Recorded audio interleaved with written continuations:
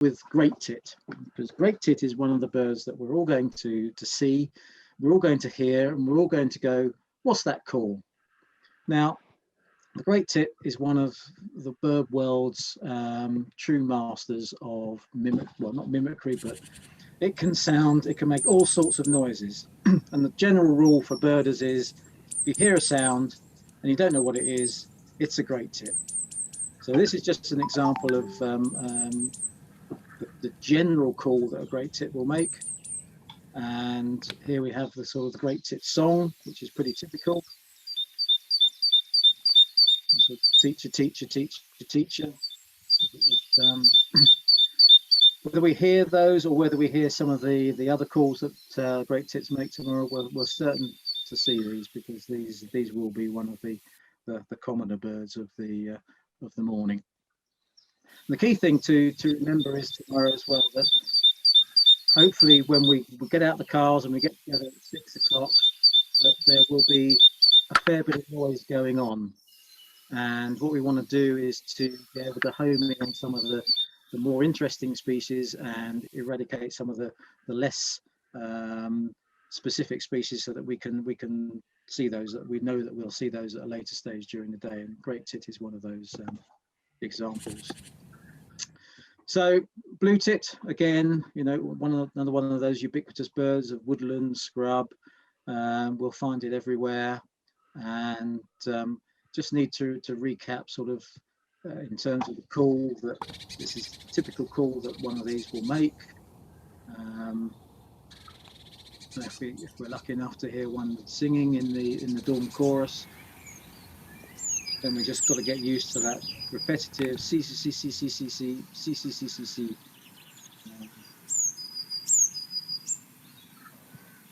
So again, a fairly simple song. Most of the tit species do have very simple songs.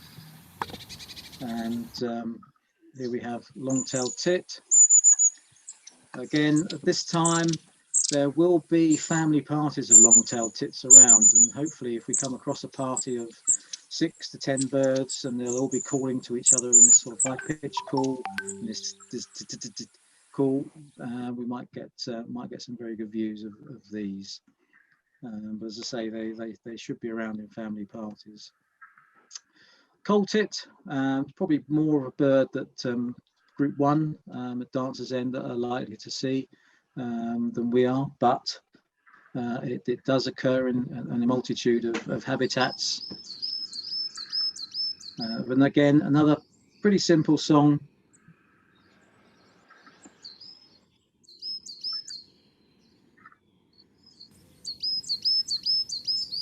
And this is the call, very high pitched, quite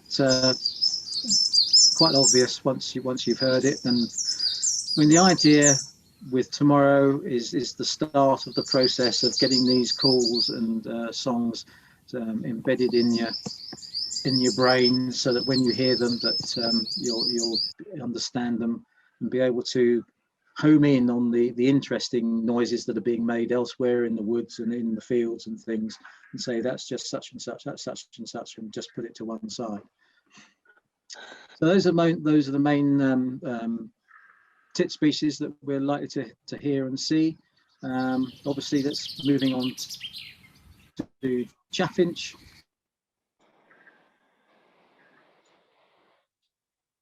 Ubiquitous, flying over or singing or calling from somewhere. Very simple song again.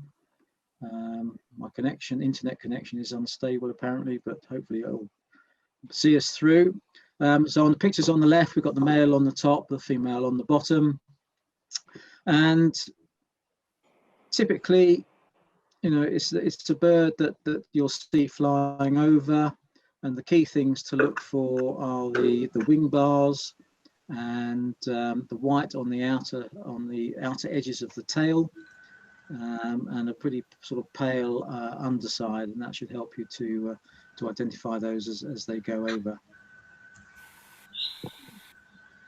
Goldfinch, well, this is moving up the charts in terms of garden birds, and you know, we should be getting pretty familiar with these on our garden bird feeders. They make a lovely noise when they're flying over. and you know, we'll certainly hear and see some of these.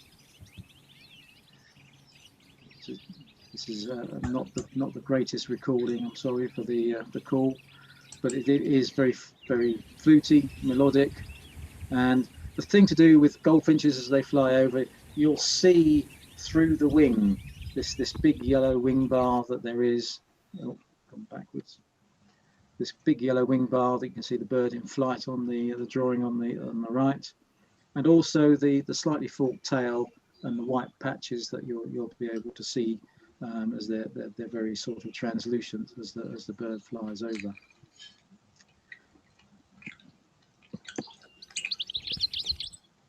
Greenfinch, a bird that's sort of not quite so common as it used to be. Dave, sorry, yeah. Would you mind going back and hit so I could hear those songs again? You're going quite fast, and I'm trying to kind of listen. So yeah, don't worry too much. I don't want to go through absolutely everything tonight because we'll do some of it tomorrow. But yeah, I'll just play that briefly. Thank you. Okay, thank you. Very fluty. Yeah. Yeah. So we've got quite a lot in terms of species and so on to go through. We've got the old files that you can revisit at any time, but it's just to sort of get you thinking about the different types of species that we're going to see tomorrow, and maybe some of the key pointers that that myself and Simon will be pointing out as we go through the morning to particular things to sort of embed into your mind. So the greenfinch, for example. Quite a forked tail, a lot of yellow on the outer side of the tail between the tail base and the rump, and it makes this sort of wheezy noise as it's in flight. You hear that wheeze, and that's a very common call that you should get used to. Again, the song, fairly sort of simple, nothing like as smart as the goldfinch song for sure. And then bullfinch. Now this is a much chunkier bird, and much quieter as well. Not much quieter. It's much less obtrusive than the other finches, and the chances are that you'll hear it and you won't see it. It's quite a sorrowful call. You can hear this at this time of the year quite often, and you won't see the bird itself because despite the coloration of the male, they can be incredibly unobtrusive.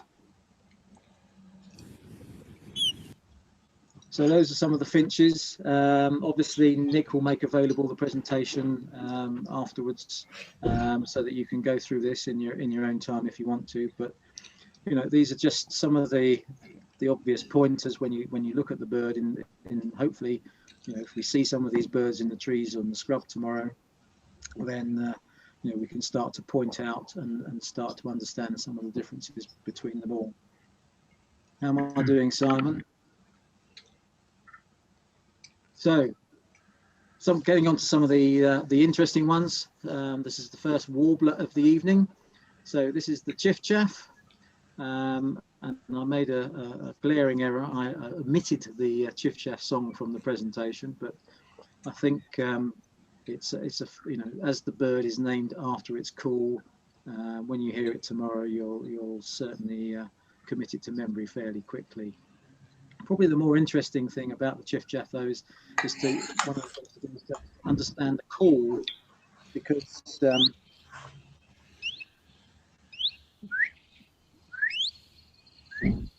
you can often, if you start to go and whistle back at the there goes the song. There we go. I've got it in. So it's named after that chiff-chaff, chiff-chaff, chiff-chaff call, and fairly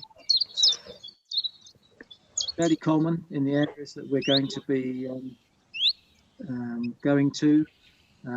Pretty small, you know. This isn't a big bird. This is sort of 4.5 inches long from tip of beak of the tail, typically in the top of the trees singing, does nest very close to the ground.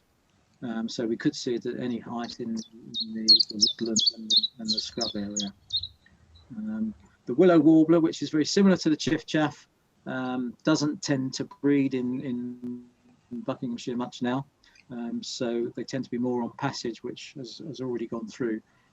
So chiffchaff is the one that we're likely to be seeing tomorrow.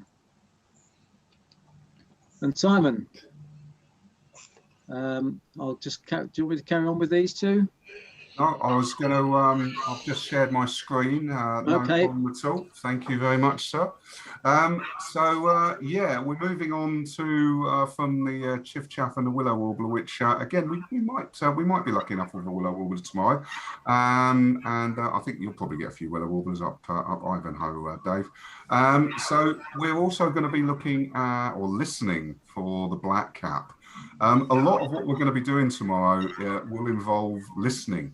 So we're going to be really starting to understand the differences between the songs there. The blackcap is a real scratchy song, a real sort of, it's quite melodic, as you can hear, but occasionally it'll just sort of, it'll stop. And that's the key thing to remember about blackcap's song, is that it starts and stops, and that's quite important, because when we start to look at it, the familiar species, which is garden warbler tends to be a lot more fluty, a lot more florid, and tends to go on for a lot longer. Now, what you have seen from the blackcap is that it's quite obviously it's got a black cap. Just trying to stop the garden warbler singing there, unsuccessfully. There we go. So what? There we go. So what we'll start to find, if we can see any of these warblers, is that the garden warbler especially, well, doesn't have the black cap for a start, but is this really pale and diffuse bird. And in fact, a lot of people call this very plain, which is at complete odds to its fluty song that goes with it. But again, a lot of these songs, especially at Dancer's End, are going to be quite high in the trees. So for a lot of us, we're just going to be getting glimpses of the undercarriage as such. Nick, did you want to say something? Just come off mute. Just when you finish talking about it, if you could just play the two maybe in comparison again without commentary over them, just because they're quite subtle bits to pick up. But yeah, thanks. Yeah. Well, the thing is, we're going to, and certainly tomorrow we're going to hear loads of black caps. So here we go with the black cap, the male black cap there, the bird on the top. Will sound like this.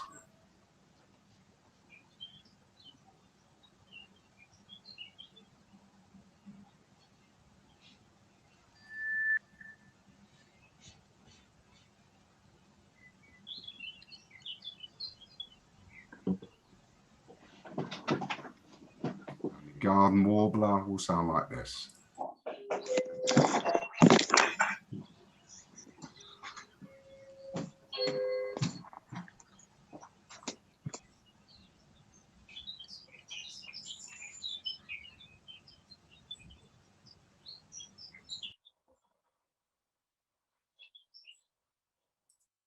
Now, to put you at ease for tomorrow, I've been listening and separating blackcaps now for 35 years, and it takes me about a week when they both come back to get my ear back in and go, yes, that's definitely a garden warbler, that's definitely a blackcap. So if you're just from having a few listens tonight, and one or two sessions will not make you an expert on blackcap or garden warbler. But as I said, 35 years later, I'm still not an expert until I get my ear back in on them. So, but we'll with any luck, we'll be hearing both of them tomorrow. and they'll probably sound exactly the same to you, but as I say, over time you'll start to pick up more and more of the differences between them. And then we're on to potentially more familiar birds, but again, what we're going to be doing tomorrow, and as Dave mentioned earlier, when we get out of the car, we are going to be immersed in this cacophony of sound. For those of you that have not done a dawn chorus, and somewhere like Dancer's End, it truly is deafening. And there might be a point where I'm sort of going, well, there's a blackbird and there's a song thrush, and you're just going, Simon, they just sound like birds. And that's absolutely fine, because as the dawn chorus tails off towards sort of 6:30, 7 o'clock, we'll start to get, especially the thrushes, we'll start to have, we'll be able to spend a bit more time. Again, they're going to be on favoured perches. They might be out in the open, which would be fantastic. The best way to learn birdsong is to see these things out in the open. And what you'll find with a blackbird is a lovely, fluty, I'll shut up now.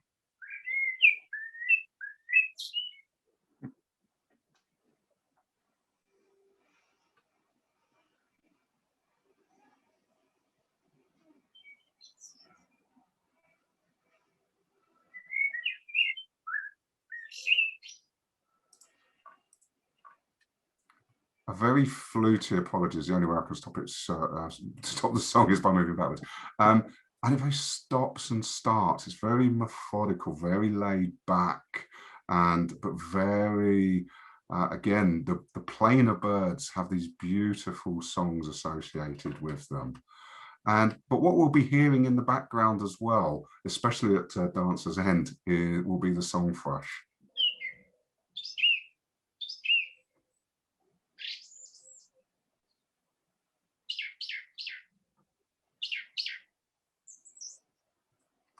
And the good news about the song thrush is that, again, this will probably be on an exposed branch, on a telegraph pole, and it will repeat the phrases. And again, blackbirds are quite melodic, but they don't do any repeating. If we hear a bird and it seems to be repeating the phrases, it's very likely to be a song thrush. Often mistaken for nightingales, especially because some of them sing very early in the morning. But they are a truly melodic bird as well. But listen to those repeated phrases.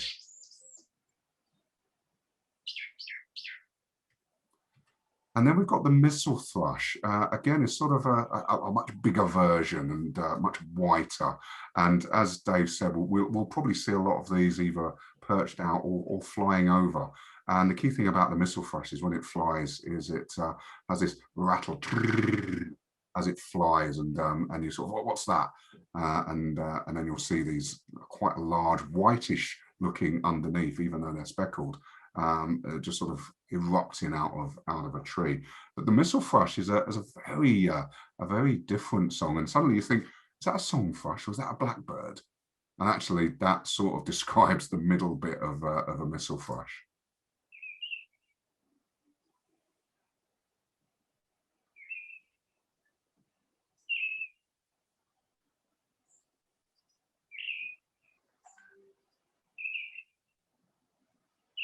Melodic like the blackbird, but no repeated phrases and not as fluty. And the good news for those at Dancer's End is that there is a missel thrush that sings right in the little, just by the car park. So hopefully we'll be seeing and hearing a missel thrush quite quickly tomorrow. Especially just after the rain. Yeah, and this is that the alarm call, the missel thrush call when it's flying overhead. We'll also see starling tomorrow, which is sometimes confused with blackbirds. And although we haven't highlighted starling, if we do hear one tomorrow, I mean, for the moment, actually, most of the starlings are quite busy feeding young. They're quite early nesters, and so you tend not to hear too many of them singing at the moment. But we might be lucky tomorrow. But as you can see, resplendent in their purpley, bluey, greeny sheen. And then we've got two little brown jobs, LBJs, we call them in the birding world. We've got the dunnock and the wren. Now, the thing around the Dunnock's song in particular, and again, we're more likely to hear these, especially wrens. Wrens are super vibrant at the moment. Wrens are basically what kick off the dawn chorus. All the other birds are really quiet until the wren starts up, and then they go, right, I want to beat that. But you can't beat the wren, it's so loud. But the Dunnock is a very subtle song.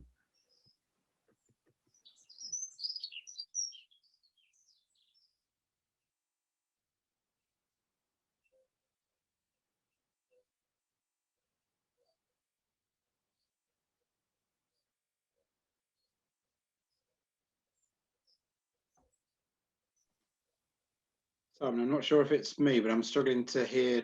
I had one about the Dunnock song, but I didn't really hear anything else. It may be me, but there's the Dunnock song. Could you hear that? I can there. It might just be me. So if everyone else can hear, then I'll keep quiet. But no, the thing is with this particular song, it would appear there's one Dunnock song on there. That's that'll be why. Silence. Yeah. A very short, jangly song again. And but then when we come to the wren,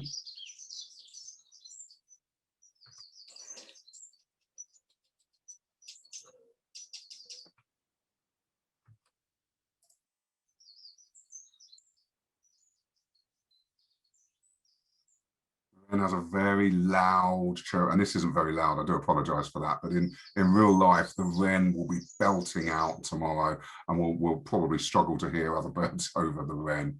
But again, we'll probably see them. We often see them. They're the small little birds that just dart away from us as well. And then our old friend the robin, and we'll hear quite a few of these at both sites tomorrow.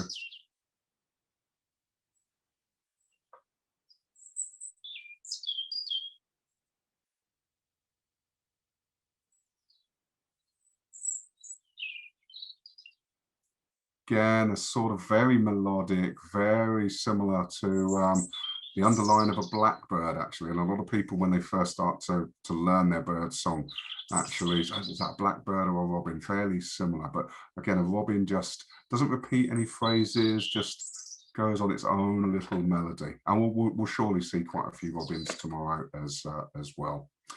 And then we've got our old favourites, and we've heard most of these on the background of a lot of the bird songs we've been hearing, especially the Dunnock earlier. We're going to be hearing the ubiquitous woo woo, and certainly at Dancer's End and Ivanhoe, we're going to be seeing a lot of wood pigeons fly over. Now, the key thing to note with wood pigeons in flight is that you've got this big white wing bar and this big white flash down the side of their neck. They're going to be very, very obvious when we see the upper side of the birds, and underneath they've got that sort of lovely pinkish hue. And if we're lucky enough to see a wood pigeon in display flight, what we will see and hear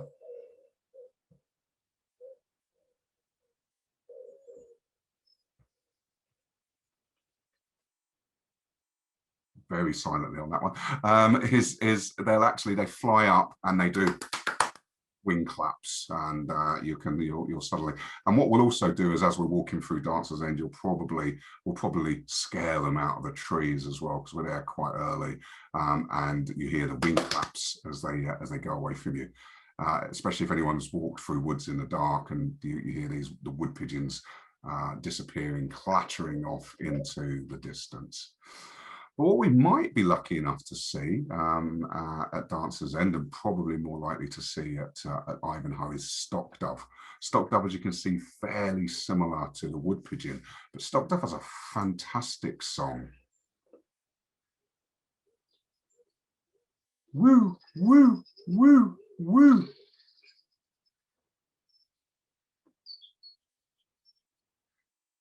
Very different to the hoo-hoo of the wood pigeon. And what you'll be able to see as well when in flight there on the picture at the left is there's no white wing bar, there's no white flash. Here we go again. There's no white wing bar, no white flash on the wings, and a really sort of dark tail end with that pale rump that's going on as well. So hopefully we will both encounter stock doves tomorrow as well. Could you play it again, please? Yes, of course. Thank you. Some of them are coming through really quietly, so maybe it's just my ears, but let me sure if okay, there's any. let me just There's a volume adjustment at your end, maybe. Or yeah, let me just double check to make sure I've got the optimized sound on as well. Okay, let me just do that again.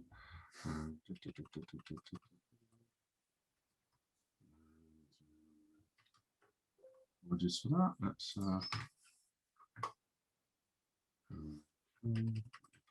right. that's a lot louder. Yeah, what it is for me anyway. Right, okay. I did have optimized sound on before, so very strange. Let me just go back to that screen and stop that, share that, and screen 2. There we go. So this is a stock dove.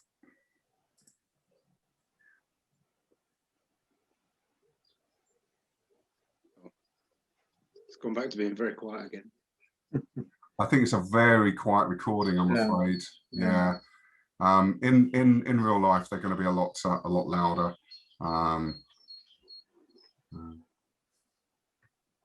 Let me just double check again.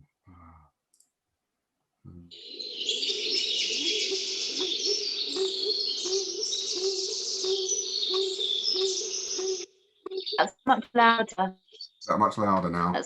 That was me playing it through my app, Yeah. Simon. I might do it for you that way if that helps. Right. Okay. What are you seeing on the share moment? Is it Okay. is it the actual screen shot? Gone back to slide 1. It all works so well in rehearsals. There we go. Right. Okay. So can you hear stock dove better now? Oh yeah. That's it. Yeah. I can't hear it. Woo, woo, woo, woo, woo. Give it another go, Simon. Yeah, it'll come on in a minute. Woo.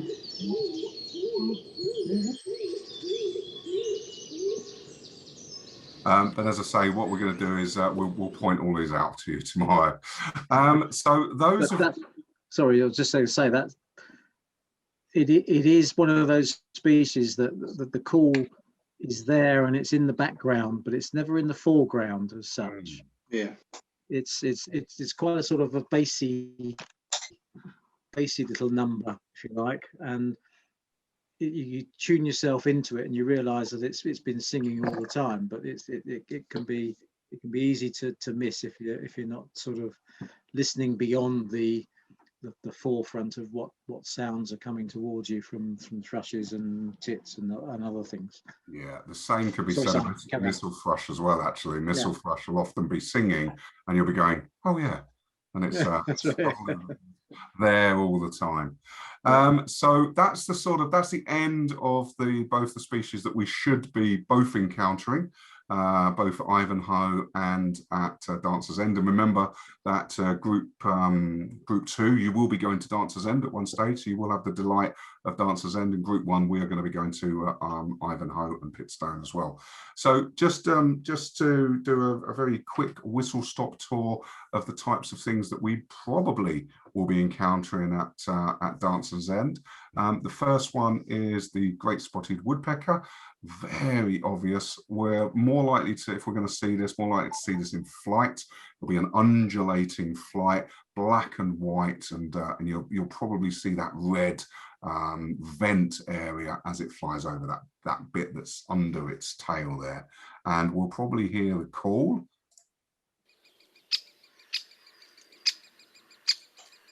And how that's transposed in birdie language is chip, chip, chip. And then that's if it's flying over, or if it's at the top of a tree. But what we're more likely to get is the drumming.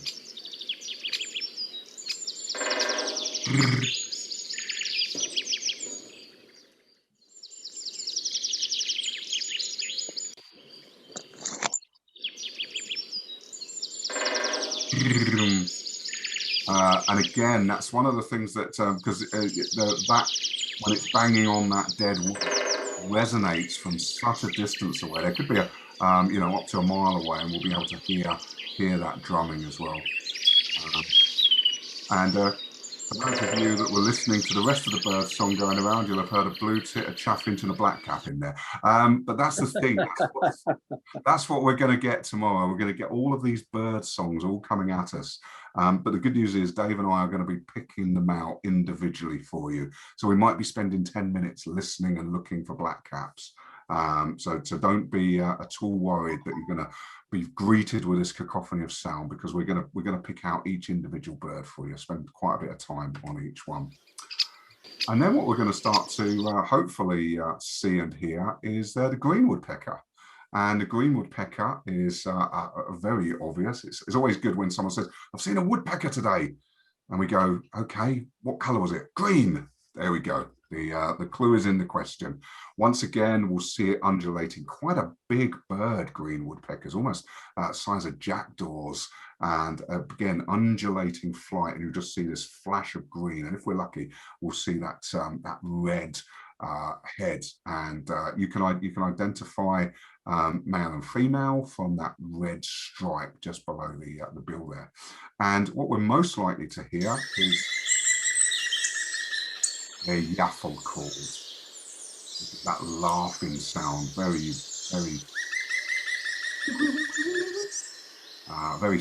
familiar sound of the countryside in the summer.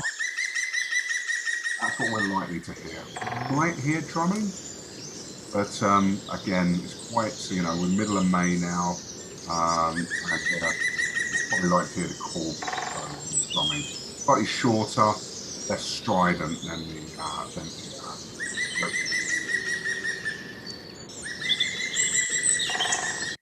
and hopefully at Dancer's End we'll also be serenaded by the nuthatch. The nuthatch is unique because we're going to be looking at the tree creeper in a moment, and the two species are fairly similar in their habits.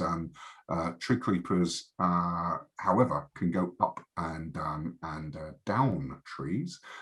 Sorry, nuthatches can go up and down trees, whereas tree creepers can only go up trees. So what you'll see is very interesting, and the reason is that nuthatches, as you can see from their feet there, is that they have that ability to climb up and down trees, whereas nuthatches will spiral down to the bottom of a tree and then walk up. But again, we're probably more likely to hear these species than see them. But we'll, if we're lucky, if we hear them sing, we'll try and locate where they're singing from.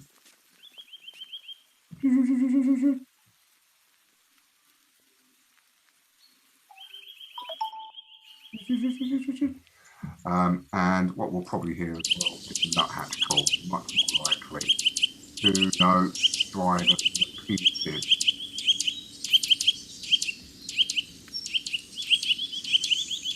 And again, an absolute lovely bird to sing broadleaf woods. And then we'll I've just whiz forward to the tree creeper. Next, there we go. Oh goodness me, where's the tree creeper gone?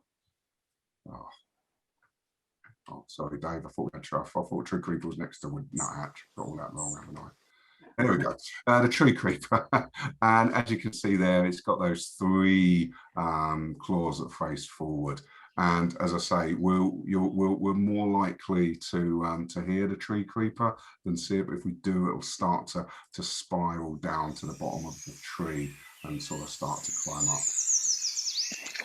Tree creeper song is very subtle.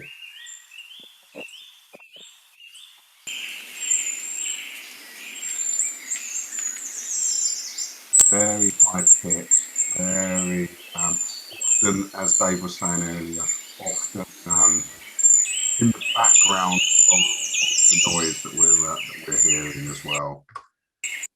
And what we're likely to see backing at Dancer's End tomorrow is these next two species, the goldcrest, and again we're probably going to hear its high pitched.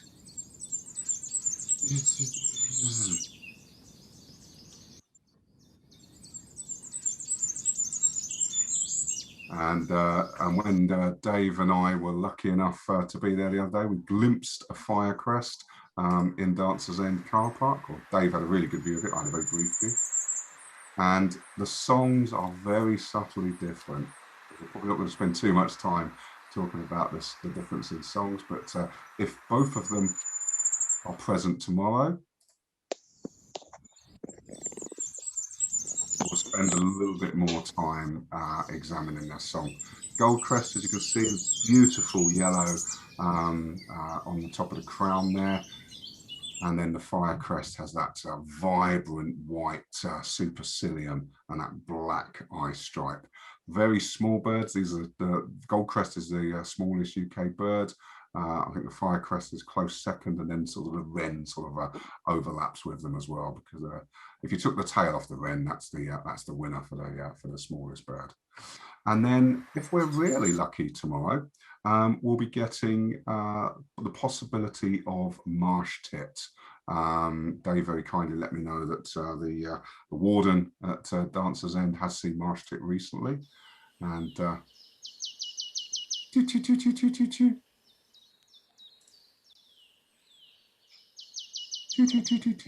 but if we get marsh tit, it will be we'll be very lucky tomorrow. And then the last species from me is spotted flycatcher. These have arrived back into the UK in good numbers in the last week or so. And after you've been seen down near Dave's neck of the wood, we've had a few up here in Milton Keynes. And what we're listening out for the spotted flycatcher,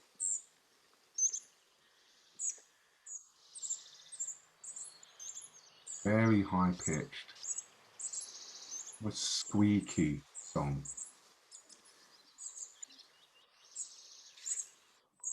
As we can see, as we go through, we'll find a lot of the squeaky ones, and spotted flycatcher again, very much a background.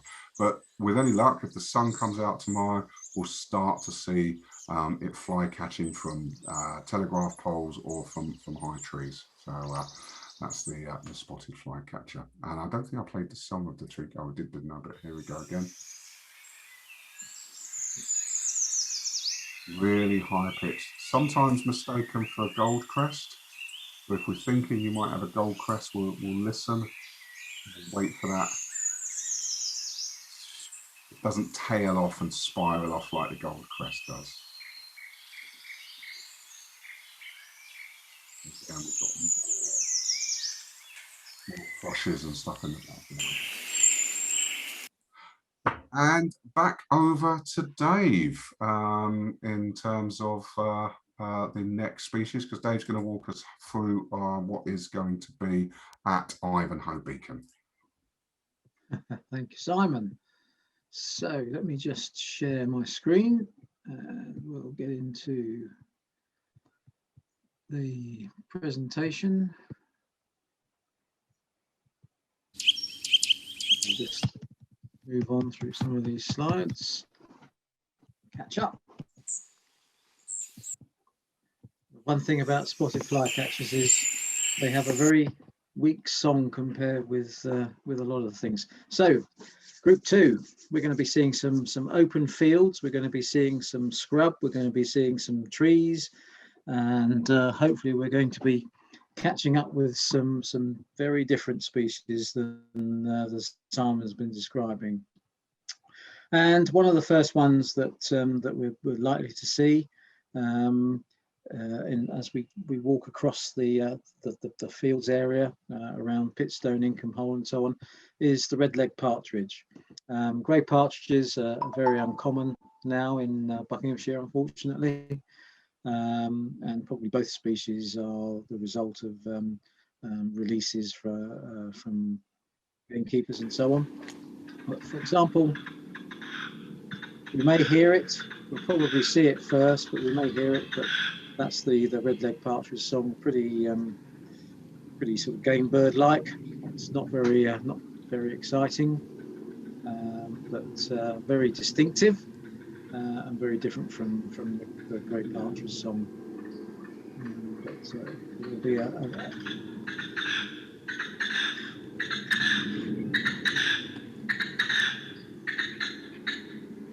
species to look out for as we go forward. Obviously, 2 species, because one of the things that when we're in the open fields and open areas that we've got the opportunity to look up as well as along and down, and obviously, we should be looking out and seeing red kites will be common, but we get a chance to look out for other large raptors, and hopefully we'll see common buzzard, and we'll get the chance to compare the 2 in terms of their wing shape, their tail shape, the patterning on the birds themselves, and also the way they carry themselves and the way they fly when they're on the lookout for prey and for food. So these 2 are something that we should make sure that we look up into the sky for. Also, the opportunity will be hopefully that we'll see some other raptors. We'll look for we're looking for any bird of prey, obviously, but hopefully we'll see kestrel, and there's an outside chance that we might see hobby or peregrine, or so we'll keep an eye out and we'll see what we will see. But in the meantime, one of the commoner species that we'll be looking out for and listening out for is the skylark. I haven't put the song in for us to listen to, because I think we're going to be very surprising if we didn't hear it at all. And I think the best thing to do is just to take some time, once we do hear one, just to listen to it and to get absorb the song, and watch the bird if we can find it in the sky as it's hovering and singing, and then watch it parachute down to near where its nest will be.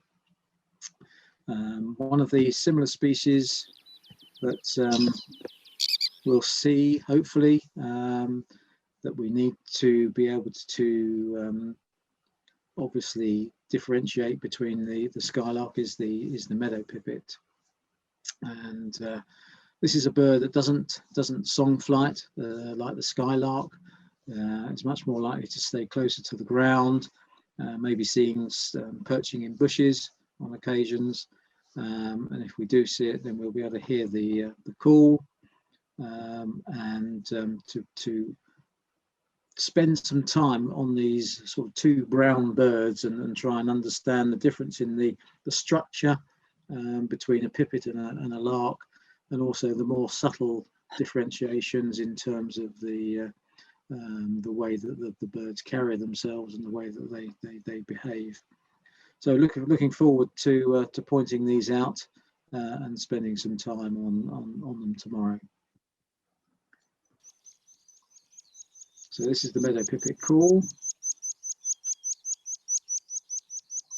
Very simple. Oh, this is the song, sorry.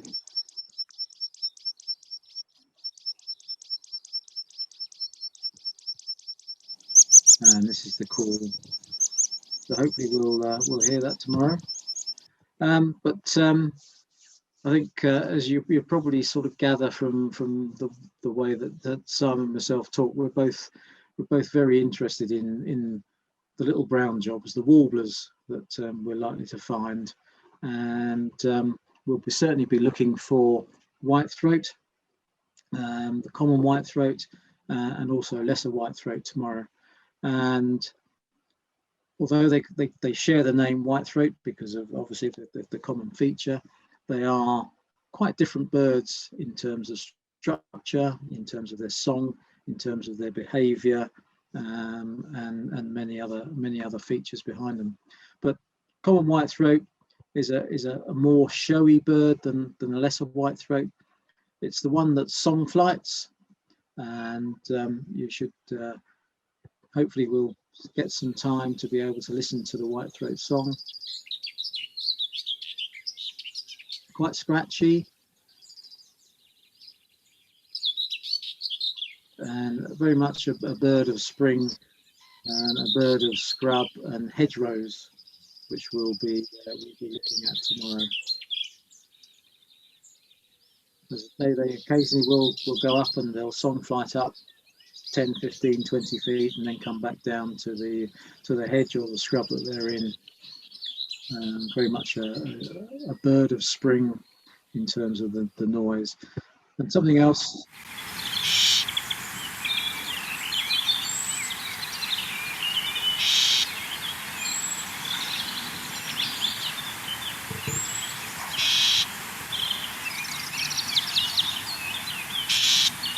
There's this scolding sound, which again is very different from the sound of the lesser whitethroat.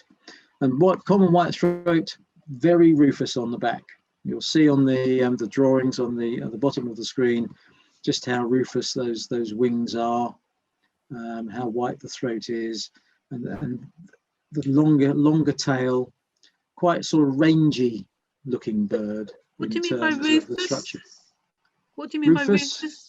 Well, sort of, if you see the drawing on the bottom of the three drawings on the bottom of the screen, you just see how brown the wings are there. And they really are very very rufous red, and one of that and the white throat and the grey head are sort of the three elements of colour within the bird. Associated with the long tail and the sort of the rangy appearance. Very different from the next species, which is the lesser whitethroat. So again, the only really common piece between the two species is the colour of the throat. This is a bird that tends to skulk far more. It'll sing from within a hedge, within a piece of scrub. Won't show itself very well.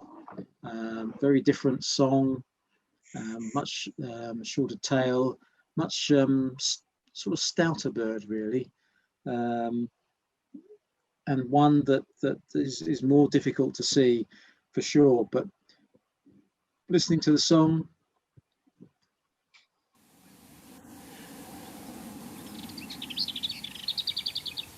quite a sort of rattly sort of song, almost reminds me of chaffinch in its delivery in some ways. It's just sort of a short delivery of this rattly notes. Again, one of those that's sort of easy to miss as you're walking alongside a hedgerow or a piece of scrub. But a good bird to see, and as you can see, a lot less brown or rufous on the back, much browner, more grey sort of on the mantle as well. So hopefully we'll get to hear one of these, and if we do with it, then we'll certainly spend some time focusing in, trying to see it as well.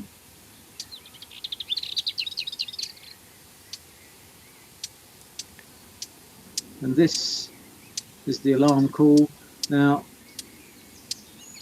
a lot of what we call Sylvia warblers, Latin name Sylvia, for a group of warblers, a lot of them have this sort of tap, tap, tap alarm call or call.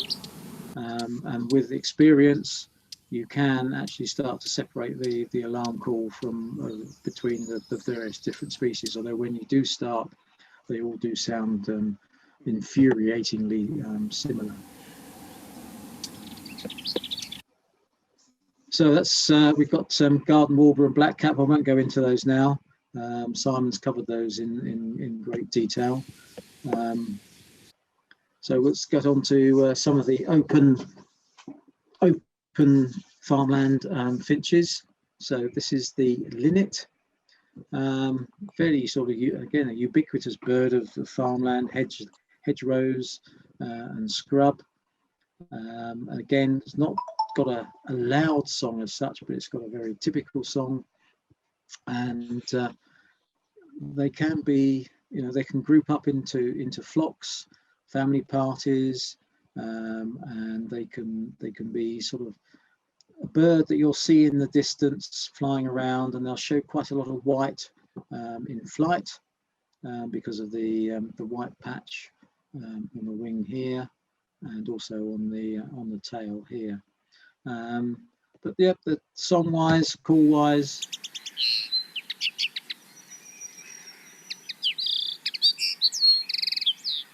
it's one to get used to, that it's sort of one that can pass you by again if you're not sort of got your ear tuned in to listening to the birds of the countryside.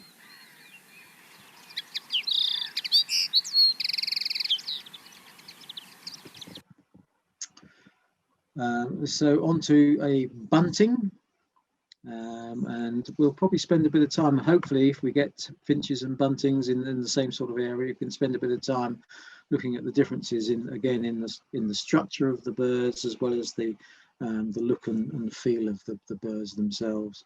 So yellowhammer, I'm sure we're all fairly familiar with the yellowhammer in terms of the male. Obviously nice bright yellow head, along with the head stripe and the cheek stripe and so on. But the females and the young birds can be quite unobtrusive at times. And again, another song that you can hear in, you tune in to, it's like when as we go out into the fields tomorrow, we'll stop and we'll scan to see what we can see before we go into a particular area, trying to sort of see where we might see birds, what birds might be on show on top of a bush or on top of a hedge or something. The other thing is to tune yourself in to expect to hear some of these birds, because otherwise they can easily pass you by. So that's the song of the yellowhammer. And this slightly quieter one is the call. There you go. It's probably a bit louder now. And infuriatingly, a lot of buntings have very similar calls. And the more buntings you hear, the more frustrating it can get. So here's one that we're definitely going to be looking for tomorrow. This is one of Nick's favourites. The corn bunting. So we'll certainly be looking for these when we do one of our trips to Lodge Hill. Hopefully we'll be able to tick it off tomorrow and hear it and see it.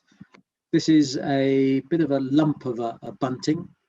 That's not to detract from the fact that it's a lovely bird, but it tends to, it can sit on pylons, it can sit on hedges, it can sit on trees, and it can give its song.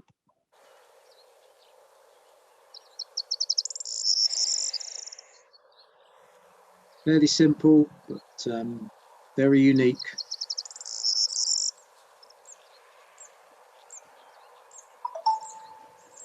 And there's nothing it's one of those birds that's a bit like a garden warbler, that there's nothing hugely obvious about it until you get a good view of it. If you see it in flight, it looks like a bit of a lump of a bird flying away.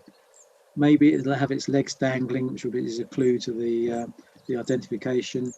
But when you get a nice view, as the photograph on this slide shows, then they are a lovely bird in their own way. So this is the call.